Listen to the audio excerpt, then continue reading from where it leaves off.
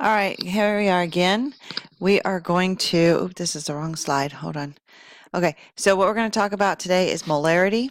And so these two things right here, you need to write in your journal. Concentrations of solutions. Concentrated means that it's lots of solute in a solution. When something is diluted, it is not so much, or it's not much solute in the solution. So write these two things down, okay? Make sure you have those in your journal, because that's going to be really important when I'm talking about molarity. All right, so molarity. Look, my little mole. Hi. Okay, so molarity equals the number of moles of solute. Remember, solute is the lesser amount in 1 liter of solution. Okay, so write this formula in your journal. Molarity equals moles over liters. The big M, I believe it's in the next slide. No. Okay. The big M, we rewrite it as a capital M. It stands for molarity, equals molarity. Okay. And it's moles over liters. Okay. So don't forget that part.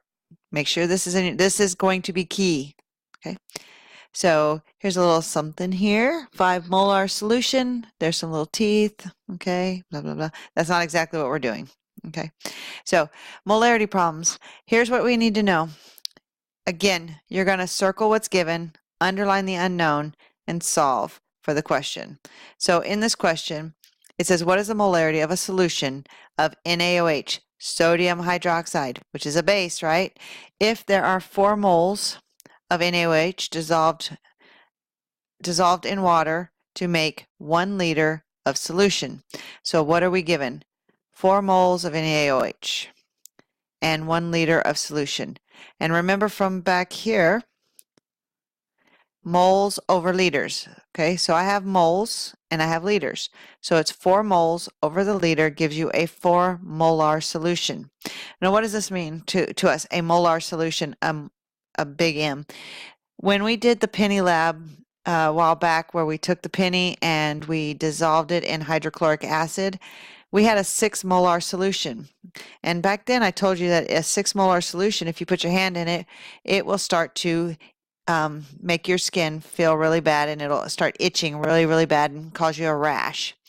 What we usually use in our solutions is like a 1 molar solution. 1 molar solution, you get on your hand, takes a little while, you might scratch a little bit. But if you get sick on your hand, you may have a blister, okay?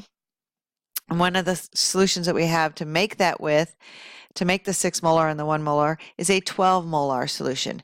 If you stick your hand in that 12 molar solution, you probably won't have much skin left, okay? So it's a concentration. How much do we have in there? All right, so molarity problems. Again, what is the molarity of a solution? Circle what the unknown, circle what you're given, underline the unknown. So you're going to circle what's given, and I forgot to underline on the other one. And what we're looking for is what is the molarity. There's your big M, here's your moles, and here's your liters, okay? You set it up, you divide. 4 divided by 2 is 2. Okay, here's another example. You could have 2 moles, and this is all the same solution. You notice our concentrations are changing. We started with a 4 molar solution, which is very concentrated, went to a 2 molar solution, which is less concentrated, has more water in it basically, 2 solute, and then we have a 3.33 molar solution, which is very, very weak. Okay, so here we have another question. You can change the liters. So now we have 2 moles of NaOH and 0.5 liters. So we changed the amount of liters that we have. When we do that, you notice our molarity increases because you take 2 divided by 0.5 and you get 4. All right, sometimes we have to do this. This is where your stoichiometry stuff comes back into play.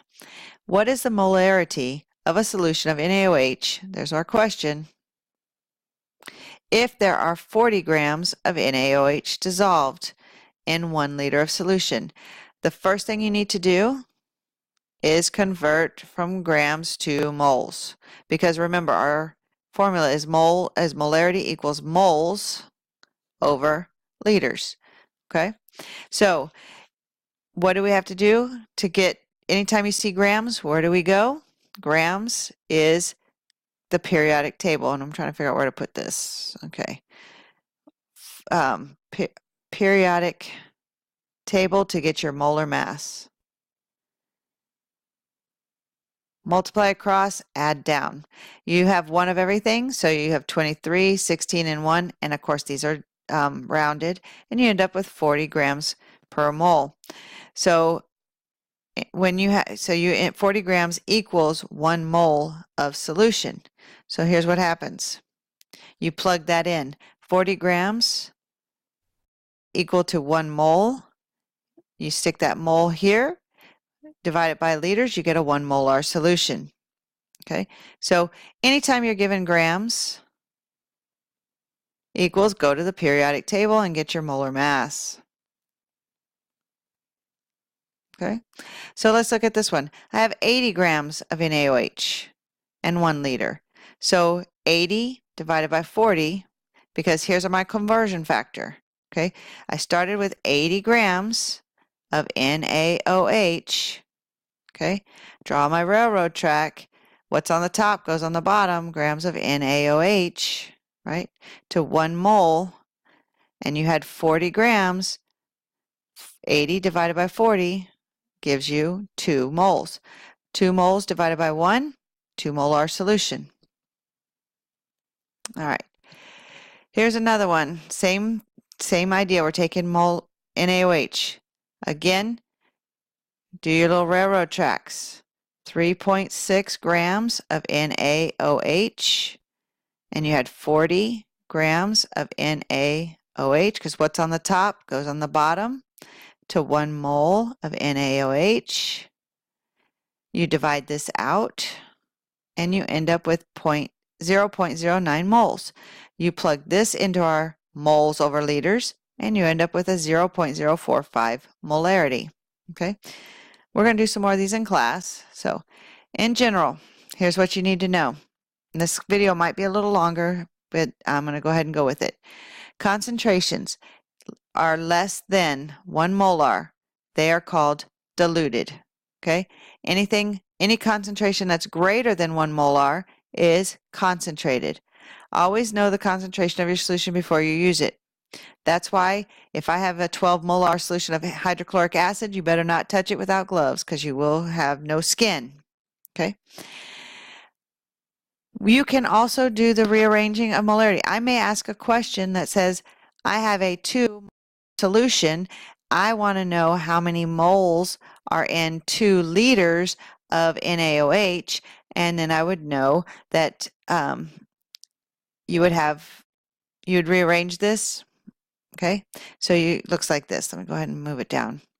So if I wanted the moles, I believe that's what I was wanting, then it looks like this. Liters times molarity gives us the moles. Okay. What if I want liters? Again, you're going to take molarity. Let's say I had 2, and then I had 2 liters. Sorry, take that back. We wanted X here and 2 here. Okay, so what are you going to do? You're going to divide. So you rearrange the formula. Moles over molarity. You rearrange the formula. Okay, so make sure you have that written down. Please bring this example. No, I take that back. This is just some more examples. And that's actually the last one. So it went a little long, 9 minutes. Just take a look at this one, and we'll talk about it in class. Have a good night.